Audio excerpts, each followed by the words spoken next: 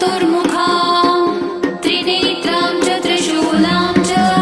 पद्मचक्रगदाधरां पीताम्बरधरां देवीं नानालङ्कारभूषितां तेजःपुञ्जधरां श्रेष्ठां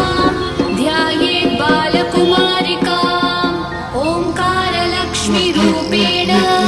विष्णोर्हृदयमव्ययम् विष्णुमानन्दमध्यस्थम्